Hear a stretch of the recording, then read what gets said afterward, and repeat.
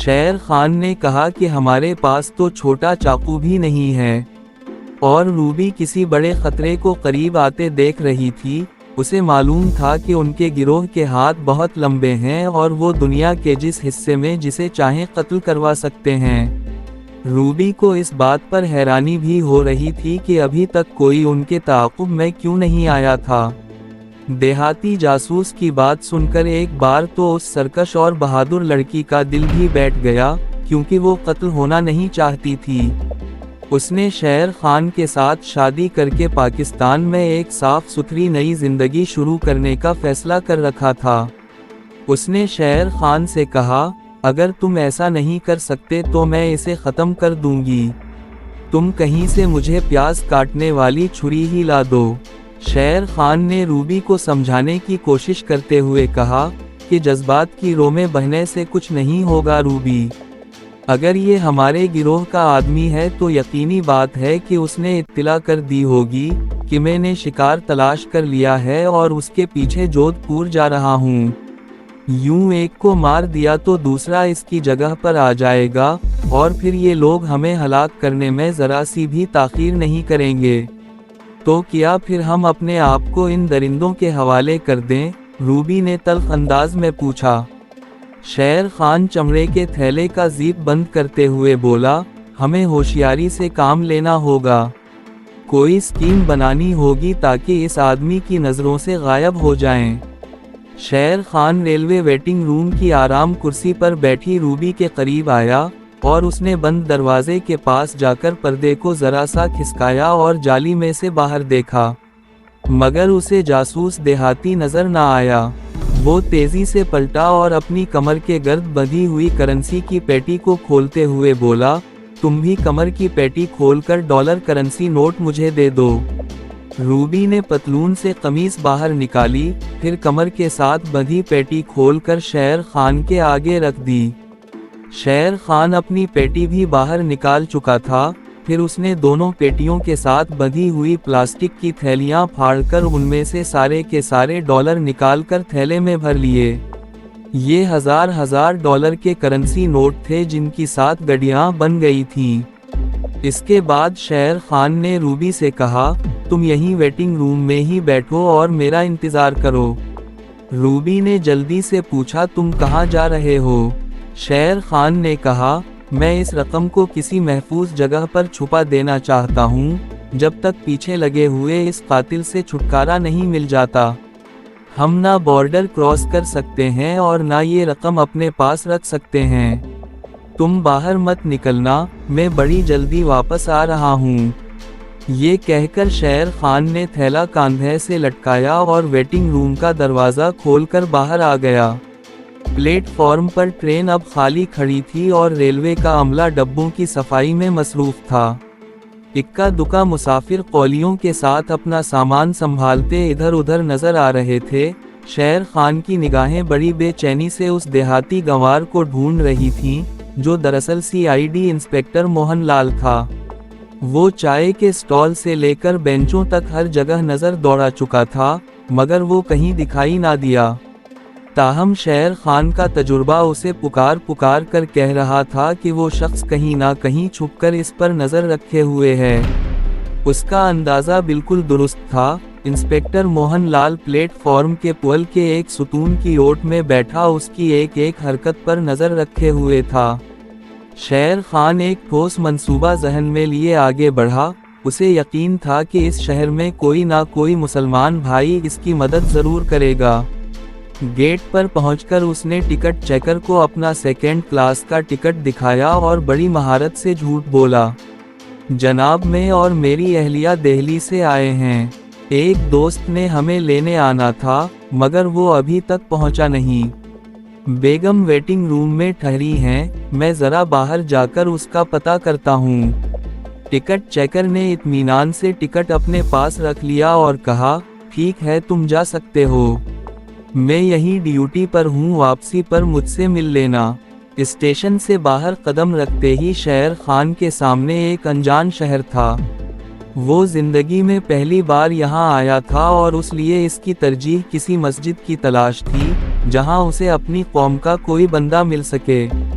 وہ ریل بازار کی سمت چل پڑا۔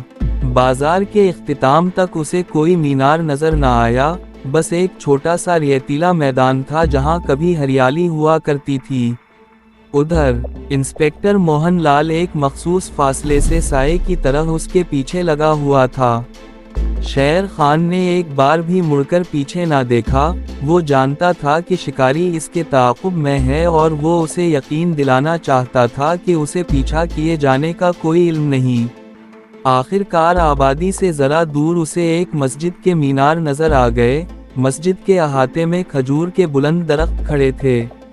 شیر خان نے دیوار کے گرد چکر لگایا تو اسے عقبی جانب ایک چھوٹا سا دروازہ نظر آیا جو ایک گھنے باغ میں کھلتا تھا۔ اس باغ میں آم اور کیکر کے درختوں کا جھنڈ تھا۔ شیر خان نے جوتے اتارے اور مسجد کے پختہ صحن میں داخل ہو گیا۔ وہاں کچھ بچے صفوں پر بیٹھے تلاوت میں مصروف تھے۔ انہوں نے سر اٹھا کر اس اجنبی کو دیکھا اور پھر اپنے سبق میں مگن ہو گئے۔ شیر خان کی عقابی نظروں نے لمحوں میں مسجد کا نقشہ ذہن نشین کر لیا۔ حجرے کے ساتھ چند سیڑھیاں صحن میں اترتی تھیں، جہاں سے عقبی دروازہ بالکل قریب تھا۔ وہ ایک بار پھر سامنے والے دروازے پر آیا اور باہر جھانکا۔ انسپکٹر موہن لال کہیں دکھائی نہ دیا، مگر شیر خان جانتا تھا کہ وہ آس پاس ہی چھپا ہے۔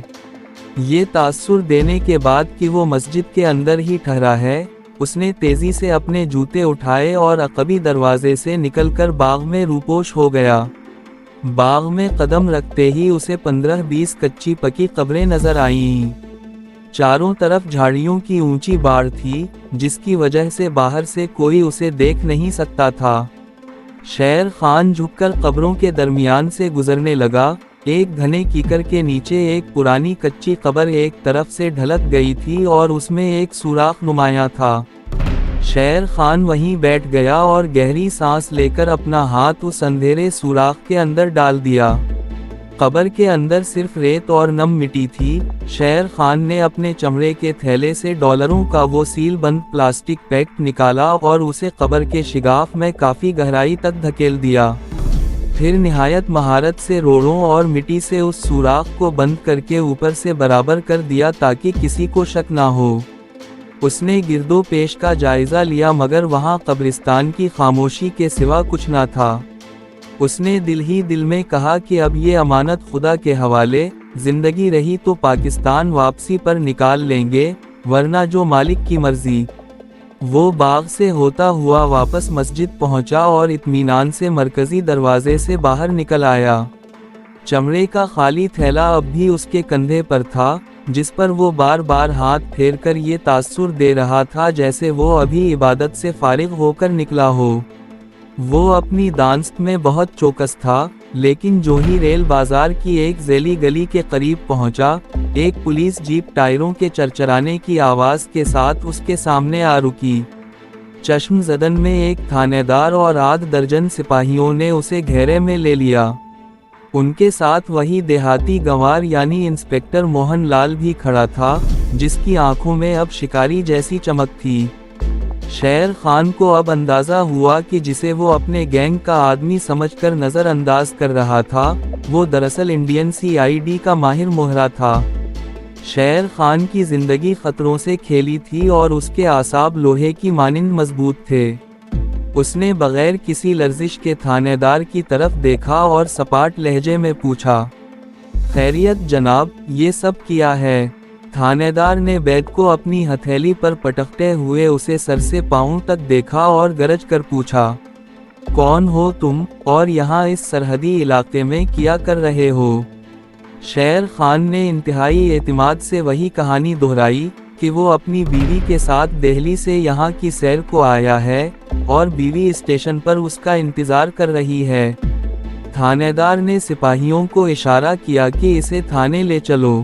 شیر خان ابھی تک اس ہولناک حقیقت سے بے خبر تھا کہ ہندوستانی پولیس مشتبہ مسلمانوں، خصوصاً غیر ملکیوں کے ساتھ کتنا بہیمانہ سلوک کرتی ہے۔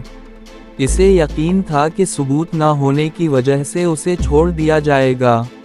اس نے بس اتنا کہا کہ میری بیوی اکیلی ہے اور اسے اطلاع کر دی جائے۔ थानेदार ने तंजिया मुस्कुराहट के साथ जवाब दिया कि फिक्र ना करो, उसे भी तुम्हारे पास ही ले आएंगे। उधर स्टेशन के वेटिंग रूम में रूबी की बेचैनी बढ़ती जा रही थी। जब शेर खान को गए काफी देर हो गई तो वो बाहर निकलकर एक टी स्टॉल की ओट में खड़ी होकर रास्ते पर नजरें जमाने लगी। अचानक उसने पुलिस की खुली जीप को स्टेशन की तरफ आते देखा।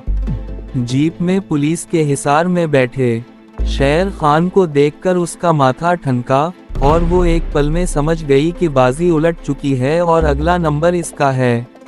रूबी तेजी से वेटिंग रूम में गई, अपना बैग उठाया और प्लेटफॉर्म के दूसरे रुख से रेलवे लाइनों पर कूद गई।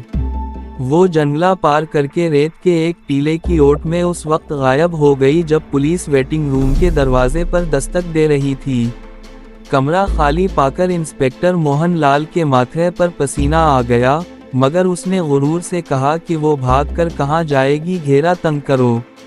स्टेशन की फिजा पुलिस की सीटियों और बूटों की चाप से गूंजने लगी, मगर रूबी उस वक्त तक महफूज पनाहगाह की तरफ निकल चुकी थी। शेर खान पुलिस जीप में साकत बैठा था, मगर जब उसे मालूम हुआ कि रूबी पुलिस के हथे नहीं चढ़ी तो उसके लरजते हुए दिल को अजीब सा करार आ गया।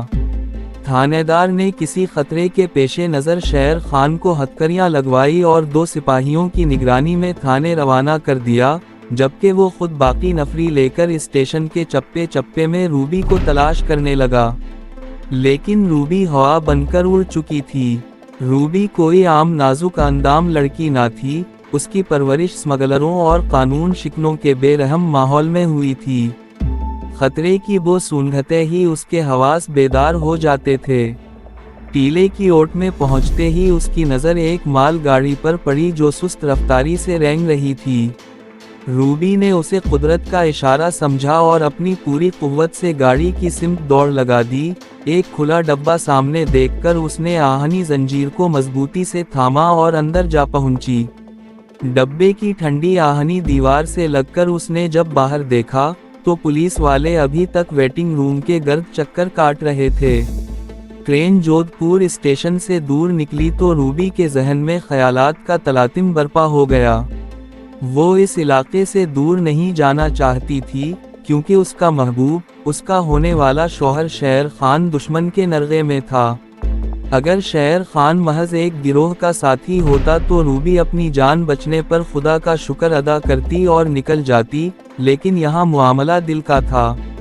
इन दोनों ने जुर्म की दुनिया को खैरबाद कहकर पाकिस्तान में एक नई और पाकीज़ा जिंदगी शुरू करने का ख्वाब देखा था, और अब रूबी को शेर खान के बगैर अपनी हस्ती एक अधूरे खाके की मानिंद लग रही थी।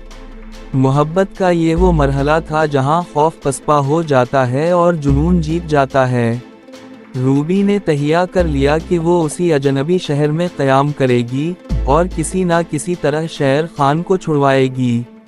उसे ये फिक्र भी खाए जा रही थी कि क्या शेर खान वो डॉलर छुपाने में कामयाब हुआ होगा, और अगर पुलिस को वो रकम मिल गई तो शेर खान की रिहाई नामुमकिन हो जाएगी। कुछ देर बाद माल गाड़ी की रफ्तार कम होने लगी और उसे दूर रेलवे सिग्नल के निशानात नजर आए। ट्रेन एक छोटे से स्टेशन के यार्ड में झटके के साथ रुक गई। रूबी डब्बे के कोने में छुप गई ताकि कोई उसे देख ना सके। करीब से गार्ड और रेलवे मुलाजिमीन की आवाजें सुनाई दी। ये गाड़ी दिल्ली तक अब कहीं नहीं रुकेगी, जरा ब्रेकें दोबारा चेक कर लो। दिल्ली का नाम सुनते ही रूबी चौंक उठी, क्योंकि वो शेर खान को पीछे छोड़कर दिल्ली नहीं जा सकती थी।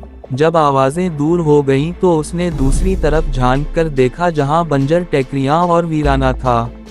रूबी ने चमड़े का सफरी बैग संभाला और डब्बे से नीचे छलांग लगा दी। वो तेजी से भागती हुई एक टेकरी की ओट में हो गई। उसका हुलिया एक आम सियाह जैसा था, मगर उसके सीने में एक शिकारी जैसी हिम्मत और एक आशिक जैसा तड़पता हुआ दिल था, और अब उसे किसी भी कीमत पर वापस जोधपुर पहुंचना था। उम्मीद है कि आपको हमारी वीडियो पसंद आई होगी। अच्छी लगी तो लाइक और कमेंट करके हमारी हौसला अफजाई करें और अपने दोस्तों के साथ शेयर करें। और नई कहानियों के लिए चैनल को सब्सक्राइब करना ना भूलें।